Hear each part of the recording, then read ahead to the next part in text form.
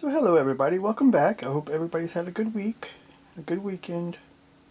Today we're going to be looking at this M35A2 6x6 2.5 ton cargo truck from AFV Club. The number for this kit is AF3504, and I will be building this as the M35 that I drove when I was in the Army. It won't have a gun ring on the top, and it'll have different bumper numbers and stuff. I have all that stuff extra. So let's take a look at this kit then. So here we have the instruction sheet for the M35A2 cargo truck. We have information here in different languages: English, French, German, and a couple of Asian languages, probably Japanese and Chinese. It says during World War II the backbone of the truck fleet, the U.S. Army truck fleet, was made of the GMC CCKW. After the war, they introduced the M35A1, or the M35 in the 60s, and the M35A2 in the 70s. The M35A2 had a diesel engine. The original, the M35, had a multi-fuel engine. The M35 has been used by over 40 countries. It has many variations, such as a wrecker, a dump truck, fuel truck, office truck, tractor, and the traditional ring-mounted machine gun on top of the cab.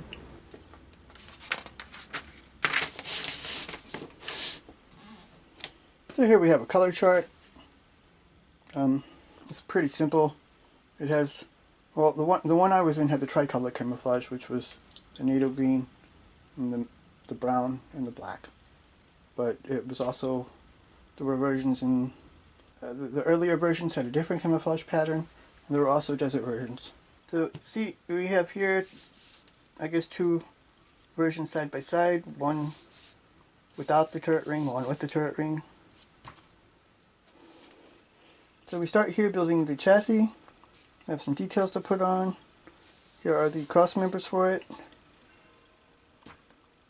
And that looks like a gearbox. In step 2, we're building the transaxles. You have the different drive shafts here, and parts of the suspension on the outside. You put it on. Then you go to the springs. You have the transmission and drive shaft. Now these are the half shafts, I guess. I don't really know what the ones are called between.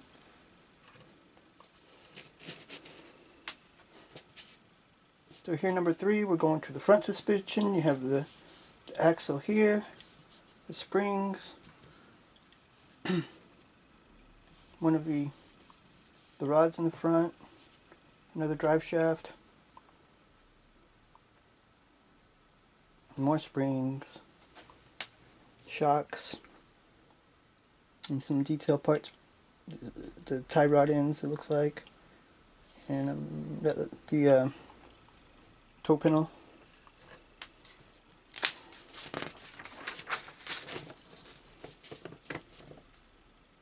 Here, number 5, we're putting the toe panel on with these bumper parts. Then we go to the wheels, putting the wheels on. Here's also the spare tire. Number 7, more parts of the drivetrain. Goes here on the side. So here you have an option. You can either put a winch on the front or leave it off. Cable winch. These are the parts for the winch here. Also here, with the winch, without the winch. I can't really remember if ours had a winch on it, but I don't think it did.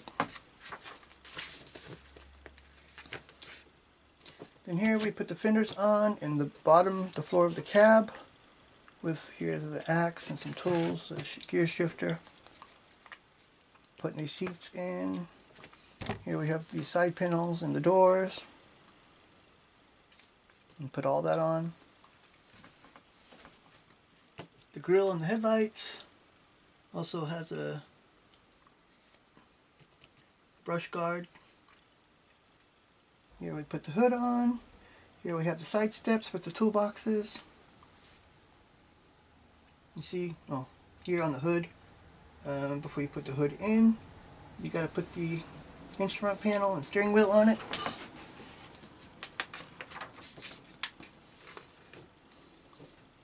The windshield and the cover for the cab. Here's the fuel tank and the other side step. Then we have another option with the machine gun mount or without it. I'll be doing without it. This is all with the machine gun mount here.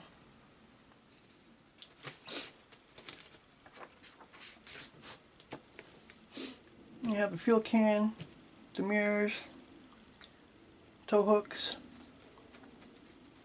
some other little parts there. Then we're building the bed. Put the mud guards in the bed with the mounts here. The troop seats. The tool. Well, it's not really a toolbox, but this part B4 is useless. Okay. But you have the axe, the pickaxe, and the pickaxe handle and shovel. It goes on this mount for the tools here. You got another part to put underneath. You put the bed on, put the cover on, then you have your truck finished. Here is one version. It doesn't show you the colors, but just the color mix XF65 plus XF58. It doesn't even have a percentage, except for underneath it has the H78 and H80 3-to-1. That's it for the Republic. Well, it says Rock Army, but it's not spelled right, because Rock Army is Republic of Korea and it's supposed to be ROK.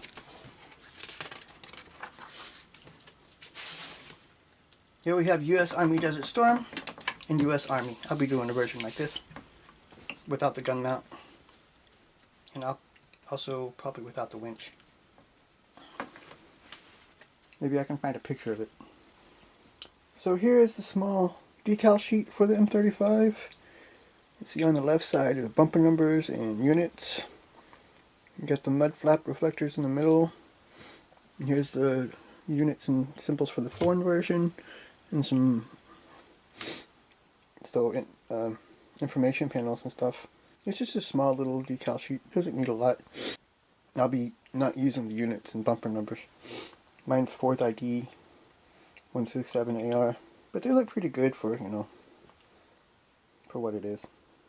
Well, the first part that fell in my hands was the cover to the top.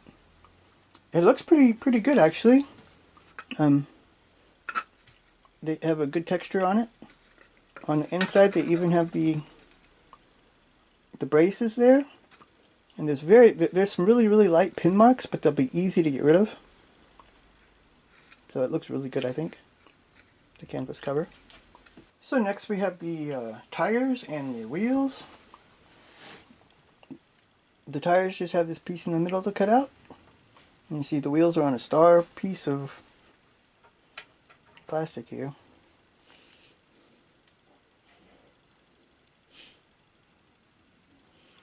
You see there's different ones, so you gotta watch out which ones you cut off.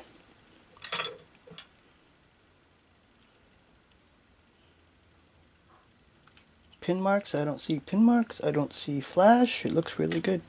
The lug nuts that are in there, they look good. There's no flash. It looks like a really good molding. So all the rest of the sprues are pretty big. This is sprue A. You see you have your chassis parts here. You have your axles, the other parts of the wheels, springs, the bumper, fuel tank, transmission parts, and more of the drivetrain, the bumpers, more drivetrain, more spring parts and suspension parts. A lot of details. Here's the hooks that go on the chassis. I don't see any flash. I don't see any bad molding really. And there's pin marks under here, but that's not a problem. There's some pin marks back here, but they're on the insides. They're really out of sight. No flash at all. It looks like a really nice molding. Here we have Sprue B. See, the seat already fell off and it left a little bit of a mark there that's going to have to be cleaned up. Here you have a lot of the fenders, the hood, the cap bottom, the top two, mud flaps, the fenders. Here's the boxes that go on the sides.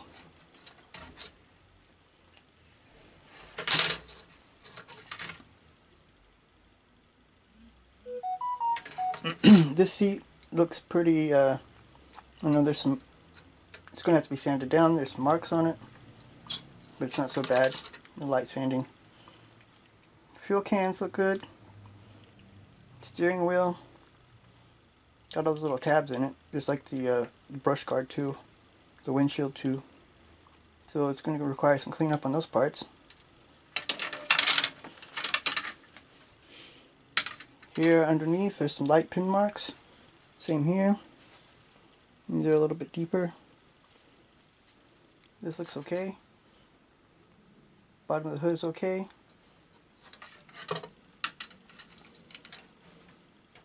There. Hose fell off now too. Took one of the water hoses for the radiator, one of the radiator hoses. And here's the last sprue. Here we have the bottom of the bed, the sides of the bed, the seats, the back of the cab, no, the front of the bed, I mean. And there's the tailgate. Here's the ring mounts for the machine gun and the machine gun. These are all machine gun parts here, the ammo boxes and everything. Looks pretty nicely molded. I might be able to use it on another model.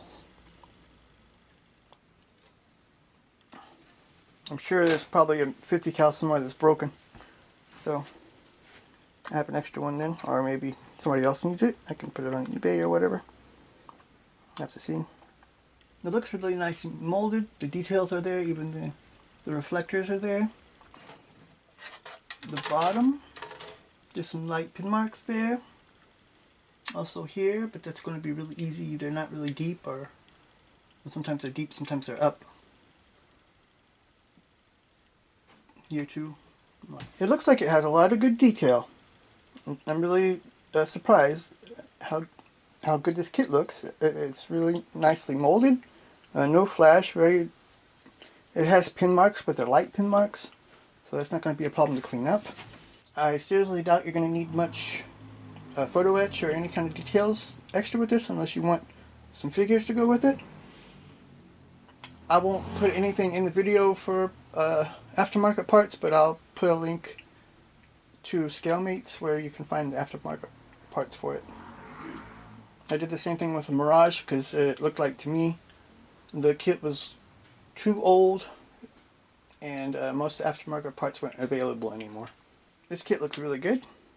Next time we'll be taking a look at the P38 Lightning from Academy in Ward 48 scale. I'll tell you right now, it's not a very good kit. The newer kits are a lot better, but the Academy kit is more affordable, and you can do stuff to it to fix some of the problems. So thanks for watching. Please like and subscribe. Until next time.